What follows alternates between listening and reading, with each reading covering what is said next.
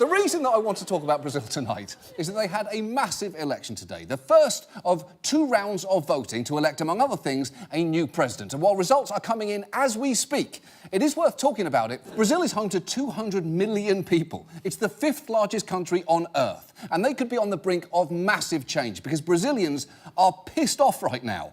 One recent survey found that 95% of them say their country is headed in the wrong direction. As you will see tonight, there is a very real chance that they're about to elect a dangerous ideologue, and that brings us to the man currently leading in the polls, Jair Bolsonaro. And the nicest thing that you can say for him is he has not been implicated in a corruption investigation yet. Unfortunately, that's literally the only nice thing that I can possibly find to say about him, because he is a terrible human being. For a start, he's a big fan of doing finger guns. Seriously, he does this all the fucking time. There is even video of him teaching a little girl how to do them for some reason. And look, liking finger guns, as far as I'm concerned, is an immediate character flaw. It puts him in the august company of Michael Scott, children pretending to be cowboys, and that co-worker who says things like working hard or hardly working that everybody hates. And unfortunately, it only gets worse from there. A member of the Brazilian Congress since 1991 and known for his sometimes racist, misogynistic, homophobic and even undemocratic views, Bolsonaro has cast himself as a political outsider. Offensive for most, it is his outspoken nature that has many saying he's Brazil's version of Donald Trump.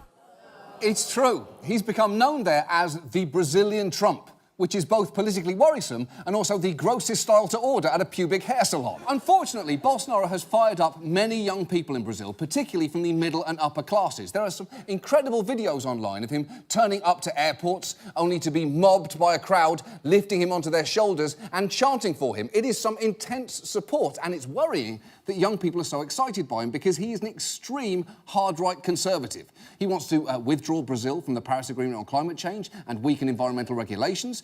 He's called refugees arriving in Brazil the scum of the world. And as for crime, he wants to make it easier for Brazilians to buy guns, presumably so they can fight it themselves. But he also favours some psychotically strong law enforcement, saying a policeman who doesn't kill isn't a policeman, which incredibly still isn't even in the top 10 most alarming statements that he's made. And some worry that he could actually go much further.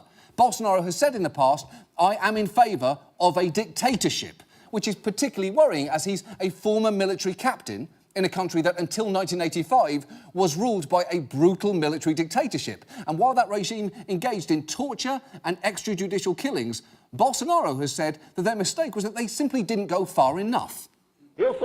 I'm in favor of torture. You know that. And the people are too. Through the vote, you won't change anything in this country. Nothing. Absolutely nothing.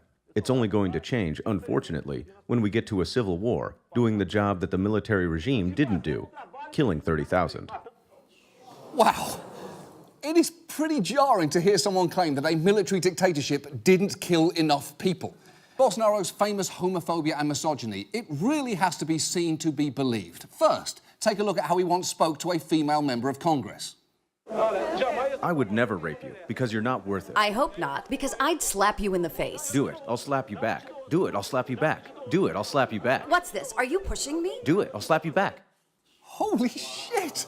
He starts there with, I'd never rape you because you're not worth it, and then somehow manages to top that terrible statement. Bolsonaro's homophobia, if anything, is actually even worse, because in interview after interview, he has said some horrifying things.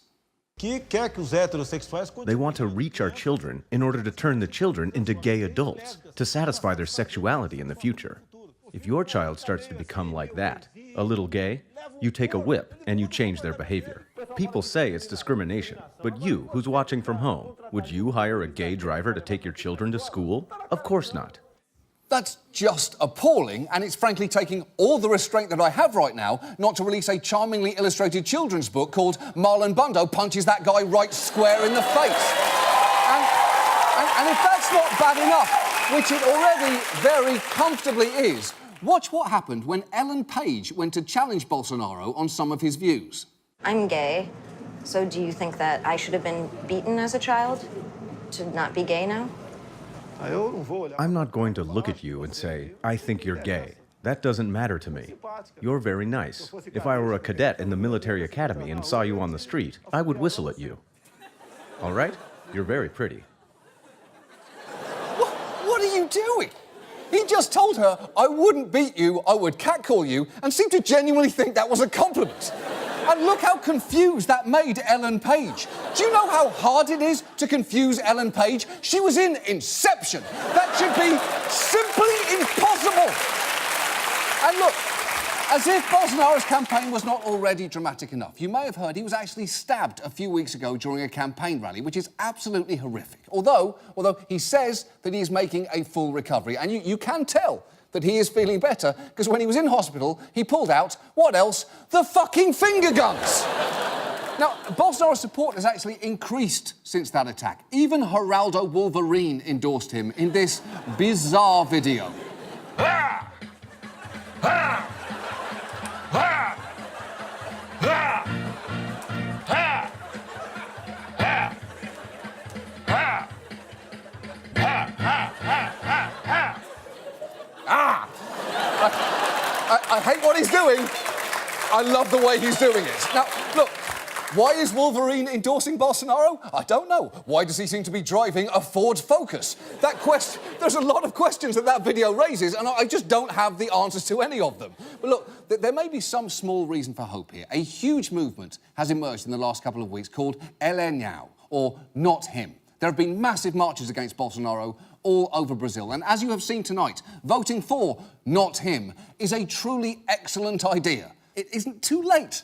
That's the thing. And Brazil, please, look, I realise that you are disgusted with your politics at the moment, and you're not inspired by any of the alternatives, but anything is better than Bolsonaro. Diet Lula is better. Spider-Man is better. Point is, Bolsonaro does not reflect the best of who you are, Brazil. And with any luck, you still have a chance to vote Ele Não and not let this man finger bang your democracy.